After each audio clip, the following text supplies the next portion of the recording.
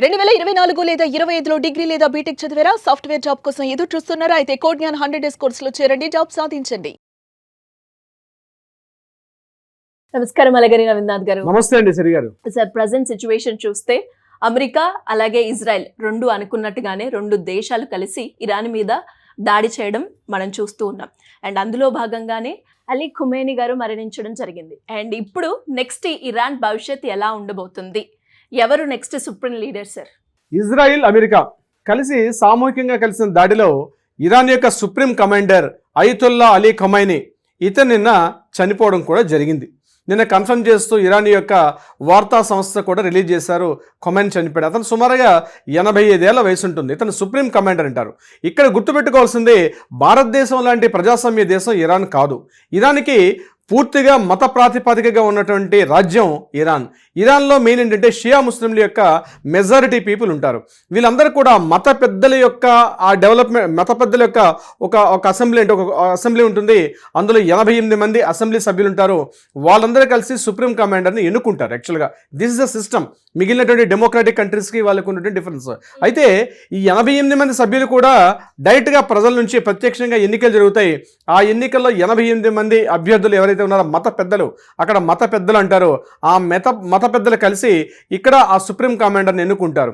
దేశాధ్యక్షుడు ఉంటాడు, supreme commander కూడా ఉంటారు. దేశాధ్యక్షుడు, సుప్రీం కమాండర్ కలిసి ఎంటైర్ ఇరాన్ని పరిపాలిస్తూ ఉంటారు. ఇది యాక్చువల్గా వాళ్ళకు ఉన్నటువంటి ఒక procedure of the democratic procedure అలా ఉంటుంది వాళ్ళకి. ఇక్కడ సుప్రీం కమాండర్ అన్నవాడు అంటే ఉదాహరణకు రాష్ట్రపతి అనుకోండి. భారతదేశంలో చూసినట్లయితే రాష్ట్రపతికి ప్రత్యేక అధికారాలు అంటూ ఉండవు, డైరెక్ట్గా ప్రజలతో సన్నిహిత సంబంధాలు ఉండవు. కానీ ఇరాన్లో మాత్రం సుప్రీం కమాండర్కి ప్రజలకి దగ్గర సన్నిహిత సంబంధం ఉంటుంది. అంటే పూర్తిగా సుప్రీం కమాండర్ చేతుల్లోనే, సింపుల్గా చెప్పాలంటే ఒక మిక్స్డ్ రాజ్యం అనమాట. అంటే కొంత పూర్తిగా రాజరికం కాదు, అలా అని చెప్పి పూర్తిగా డెమోక్రటిక్ ఉన్నటువంటి రాజ్యం ఇరాన్ కాదు. ఇద్దరు కలిసి చేస్తారు.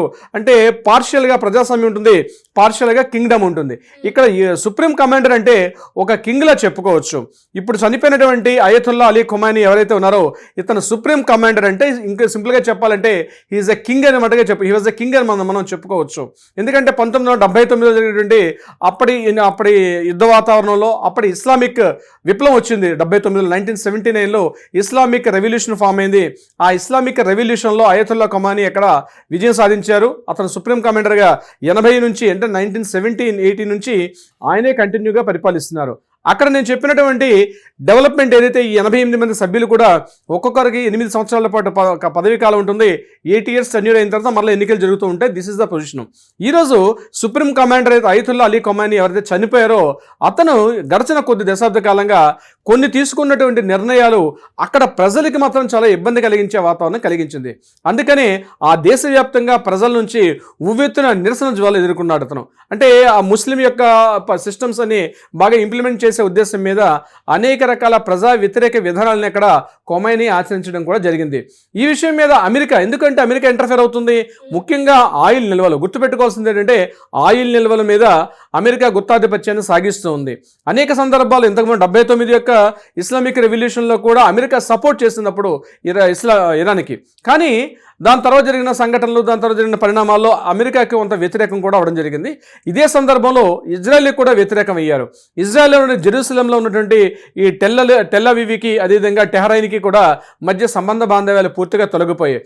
సో ఇజ్రాయెల్, అమెరికా కలిసి ఇరాన్ మీద నిన్న గట్టిగా యుద్ధం చేయడం, ముఖ్యంగా ఆ దేశంలో అంతర్యుద్ధం స్టార్ట్ అయింది. అంటే ఖమైనీ చేసినటువంటి ఏదైతే ప్రజా వ్యతిరేక విధానాలు ఉన్నాయో వాటి మీద ప్రజల నుంచి చాలా తిరుగుబాటు రావడం జరిగింది. ఆ తిరుగుబాటును తొందరగా తొలగించకపోతే మేము ఇంటర్ఫేర్ అయ్యి సుప్రీం లీడర్ను తొలగిస్తామని చెప్పి అనేక విషయాల్లో ట్రంప్ కూడా మాట్లాడడం కూడా మనం చూసాం గడిచిన కొద్ది నెలలుగా. ఇదంతా ఒక పార్ట్ అయితే, ప్రధానంగా రీసెంట్గా నరేంద్ర మోడీ గారు, భారతదేశ ప్రధానమంత్రి నరేంద్ర మోడీ గారు ఈ యొక్క యుద్ధ వాతావరణానికి 2 రోజుల ముందు టెల్ అవీవ్లో ఇజ్రాయెల్ యొక్క ప్రధానితో కలవడం, అక్కడ ఈయన పర్యటించడం, ఆ పర్యటన తర్వాత ఇమీడియట్గా ఇక్కడ యుద్ధాన్ని రావడం, యుద్ధం వాతావరణంలో ఇబ్బందులు అంటే అతను చనిపోవడం కూడా మనం చూస్తున్నాం. మరి మోడీ గారి యొక్క పర్యటనకి ఇజ్రాయెల్ యొక్క సంబంధం ఉందనే విషయం మీద కూడా విమర్శకులు రకరకాలుగా వ్యాఖ్యానాలు అయితే చేస్తున్నారు.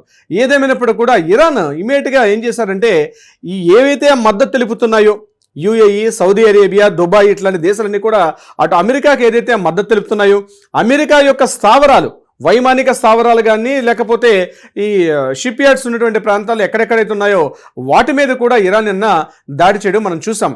ఏదేమైనప్పుడు కూడా ఖుమైనీ యొక్క ఆయన పీరియడ్ ఏదైతే ఉందో గడిచిన 40 సంవత్సరాలుగా ఆయన చేస్తున్నటువంటి ఇరాన్ యొక్క పాలన ఏదైతే ఉందో నిన్నటితో అంతమొందిపోయింది. అయితే ఇప్పుడు ఇరాన్కి కొత్త పరిస్థితి ఎలా ఉంటుంది, భవిష్యత్తు ఎలా ఉంటుంది, ఇరాన్ యొక్క రాబోయే భవిష్యత్తు ఎలా ఉంటుందంటే తప్పనిసరిగా కొంత ఇబ్బందికర పరిస్థితి ఉంటుంది. ఇప్పటి వరకు మనం రీసెంట్గా చూసాం ఆ దేశాధ్యక్షుడు మన 2024లో ఆ ఫ్లైట్ యాక్సిడెంట్లో చనిపోయాడు. ఖుమైనీ తర్వాత నెక్స్ట్ ప్లేస్ ఆయనదే అనుకున్నారు. అనుకోకుండా దేశాధ్యక్షుడు 2024లో చనిపోతే ఇప్పుడు ముజ్దబా అని చెప్పి మరొక పర్సన్ అక్కడ ఆ సెకండ్ ప్లేస్లో ఉన్నాడు. ఆయన బహుశా ఖుమైనీ ప్లేస్కే ఆయన వస్తాడా అన్నది నెక్స్ట్ జరగబోయే పరిణామాలు తెలుస్తున్నాయి. అయితే ఇప్పుడున్న యుద్ధం జరిగిపోయింది కాబట్టి, ఖుమైనీ మరణించాడు కాబట్టి అమెరికా డైరెక్ట్గా ఇరాన్ యొక్క అంతర్గత విషయాల్లో అక్కడ పార్టిసిపేట్ చేస్తారంటే ఇప్పుడు నేను చెప్పినటువంటి 88 మంది కమిటీ సభ్యులు ఉన్నారు. ఒక పార్లమెంటరీ లాంటి ఒక వ్యవస్థ ఉంది. ఆ వ్యవస్థ కూడా పూర్తిగా ట్రంప్ని నమ్మే పరిస్థితిలో లేదు. ఎందుకంటే మనం 1999, 2000లో ఇరాక్ మీద చూసాం సద్దాం హుసేన్ యొక్క పాలనలో కూడా. ఆ సందర్భంలో కూడా సద్దాం హుసేన్ కూడా ఇలాంటి సేమ్ రిపీట్ అయింది. 99లో సద్దాం హుసేన్ ఇరాక్లో జరిగింది, ఇప్పుడు ఖుమైనీ ఇక్కడ జరిగిందండి, ఇరాన్లో జరిగింది. సో అప్పుడు కూడా అమెరికా హ్యాండ్ ఇచ్చినట్టే హ్యాండ్ ఇచ్చి ఇరాక్ని పూర్తిగా రక్షిస్తామని, ఇరాక్ని పూర్తిగా మేము కంట్రోల్ తీసుకుంటామని చెప్పి కూడా తర్వాత చేతులు ఎత్తడం జరిగింది 1999లో. అటువంటిది హిస్టరీ మళ్ళీ రిపీట్ అవుద్ది. కాబట్టి ప్రజల్లో చాలామంది వరకు కూడా అమెరికాకు సానుకూలంగా లేకపోవడం మాత్రం మనం గుర్తించవచ్చు. ఎందుకంటే ట్రంప్ యొక్క వ్యతిరేక విధానాలు ఏ క్షణం ఎలా మారుతాయో తెలియదు. కాబట్టి ప్రజల్లో కొంత నిర్లిప్తత అయితే ఉంది ఇరాన్ యొక్క విషయంలో. కానీ భారతదేశానికి ఇరాన్కు ఉన్నటువంటి సంబంధాలు చూసినట్లయితే మాత్రం ఖచ్చితంగా భారతదేశం మీద చాలా తీవ్ర ప్రభావాన్ని అయితే చూపిస్తుంది అని చెప్పడంలో నో డౌట్.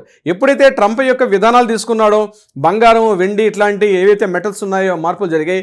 ఇప్పుడు ఇమ్మీడియట్గా తొందరగా వచ్చే మార్పు ఏంటంటే ఫస్ట్ ఆఫ్ ముఖ్యంగా క్రూడ్ ఆయిల్స్, పెట్రోల్, డీజిల్ మాత్రం భారీ స్థాయిలో పెరిగే అవకాశం ఉంటుంది. సో ఇరాన్ యొక్క పరిస్థితి మాత్రం రాబోయే రోజుల్లో మాత్రం దారుణమైన పరిస్థితులు అయితే ఉండేటట్టుగా కనిపిస్తున్నాయి. బట్ ఇక్కడ ఏదైతే సుప్రీం కమాండర్ని ఎన్నుకునే విధానంలో ఆ సుప్రీం కమాండర్ని ఎన్నుకున్నటువంటి ఆ ఎలక్షన్ బాడీ ఏదైతే ఉందో వితిన్ 2-3 డేస్లో దాన్ని ఎన్నుకునేటట్టుగా అవకాశం కనిపిస్తుంది. ముస్తబా అన్నటువంటి వ్యక్తికి ఇక్కడ అవకాశం ఉన్నట్టుగా కనిపిస్తుంది. బట్ అక్కడ ఆ కమిటీ మెంబర్స్, అసెంబ్లీలో ఉన్న సభ్యులు ఎవరైతే ఉంటారో ఆ అసెంబ్లీలో ఉన్న సభ్యులు ఆ సుప్రీం కమాండర్ని ఎన్నుకుంటారు. బట్ ఏదేమైనప్పటికీ కూడా ఖుమైనీ యొక్క మరణానంతరం ఇప్పుడు ఇస్లామిక్ దేశాలన్నిటి మీద కూడా ఇంపాక్ట్ అయితే చూపించే అవకాశం ఉంది. ఎందుకంటే ప్రెజెంట్ లివింగ్లో ఉన్నటువంటి సీనియర్ మోస్ట్ ప్రపంచ దేశాల్లో కూడా ఈ ముస్లిం కంట్రీస్కి పెద్ద దిక్కుగా ఎవరైనా ఉన్నారంటే అతను ఖుమైనీనే. ఈ ఇంపాక్ట్ ఇరాన్ యొక్క ఖుమైనీ చనిపోవడం అంటే ఇదంతా ఒక ప్లాన్డ్గా జరుగుతుంది. అమెరికా చేస్తున్న సిస్టమ్స్ అన్నీ కూడా ట్రంప్ వచ్చిన తర్వాత ఒక సిస్టమ్. ఇంతకుముందు అక్కడ మనం చూసాం వెనిజులా దేశ అధ్యక్షుని కూడా ఓవర్ నైట్ మిడ్ నైట్ ఇమీడియట్గా ఒక గద్ద వచ్చి తనుకుపోయినట్టుగా ఆయన తీసుకొని ఇప్పుడు న్యూయార్క్లో ఉన్నటువంటి ఆయన జైల్లో కూడా పడేశారు. ఈరోజు ఇరాన్ యొక్క సుప్రీం కమాండర్ని, సుప్రీం లీడర్ని చంపేయడం, ఈ విధానాలు చూస్తూ ఉంటే తప్పనిసరిగా ప్రపంచ యుద్ధానికి దారితీస్తుందేమో అన్న అనుమానాలు అయితే మాత్రం తప్పనిసరిగా వచ్చే అవకాశం ఉంటుంది. చైనా ఈ విషయంలో చాలా వరకు సైలెంట్గా ఉంది. ఏం మాట్లాడకుండా చైనా మాత్రం వెయిట్ చేస్తూ ఉంది. ప్రపంచ దేశాలు ఎటువైపు వెళ్తున్నాయి, ఏం జరగబోతుంది అనేది చైనా చూస్తుంది. ఇక్కడ అమెరికా చెప్పేది ఏంటంటే ఇరాన్లో ఉన్నటువంటి అణుధార్మిక అంటే అణుబాంబులను చాలా వరకు తయారు చేస్తుంది. ఇది మిడిల్గా ఉన్నటువంటి ఇరాన్ ఈ రకంగా కానీ అణుబాంబులు ముఖ్యంగా ఈ న్యూక్లియర్ వెపన్స్ తయారు చేస్తే పక్కనే ఉన్న యూరోపియన్ కంట్రీస్కి కానీ అమెరికన్ కంట్రీస్కి చాలా ఇబ్బందులు ఉన్నాయని చెప్తూ ప్రపంచ దేశాలకు నమ్మించే ప్రయత్నం చేస్తుంది తప్పించి నిజానికి వాస్తవ పరిస్థితులు ఎలా ఉంటాయంటే ఈరోజు సామాన్యమైనటువంటి ఇరాన్ యొక్క జాతీయులు ముఖ్యంగా విదేశాలతో ఉన్నటువంటి ఆ దేశాలకు ఉన్న బాంధవ్యాలు మాత్రం చాలా వరకు క్షీణించాయి. భవిష్యత్తు మాత్రం చాలా ఇబ్బందికర పరిస్థితి. ఈ ట్రంప్ లాంటి వ్యక్తి ఒక పిచ్చోడి చేతిలో రాయిలాగా ఈ ట్రంప్ యొక్క ఎంత తొందరగా ఈ ప్రపంచానికి శని పెట్టింది. మొన్నటి వరకు ఉత్తర కొరియా కిమ్ అనుకున్నాం, కానీ ఆ కిమ్కి మించిపోయినట్టుగా తయారయ్యాడు ఈరోజు ట్రంప్. సో ట్రంప్ యొక్క ఆర్థిక విదేశీ ఏదైతే ఆయన విధానాలు ఉన్నాయో ఆ విధానాలు మాత్రం ప్రపంచానికి మాత్రం చాలా ఇబ్బందికర పరిస్థితి ఉంది. ఆ తొందరలోనే ట్రంప్ యొక్క ఆ యొక్క సంఖ్యల నుంచి ప్రపంచ దేశాలు విముక్తి చెందాలని అయితే మాత్రం తప్పనిసరిగా కోరుకుందాం. సిరిగారు, అంటే ఇప్పుడు ఇరాన్ సుప్రీం లీడర్ మరణించిన తర్వాత కూడా దాడులు ఎక్కడా ఆపలేదు ఇరాన్. అంటే ఎవరో ఒకరు కమాండర్ ఉంటేనే కదా వెనక నుంచి మనం దాడి చేయడానికి అవన్నీ ఉంటాయి. బట్ ఇక్కడ కమాండర్ లేకున్నా కూడా వాళ్ళు దాడి చేస్తున్నారు అంటే దాని వెనకాల ఉన్న రీజన్ ఏంటి, ఎలా ఏమవుతుంది అనేది కూడా ఒక పెద్ద క్వశ్చన్ అనమాట. ఇప్పుడు ఇరాన్ యొక్క అంతర్యుద్ధం అంటారు అంటే వాళ్ళు ఇంటర్నల్స్ ఇష్యూ. అది ఇంటర్నల్ ఇష్యూ ఏంటి? అయతుల్లా ఖుమైనీకి వాళ్ళ దేశంలో అతను తీసుకున్న నిర్ణయాల పట్ల ప్రజలకు వ్యతిరేకం ఉంది.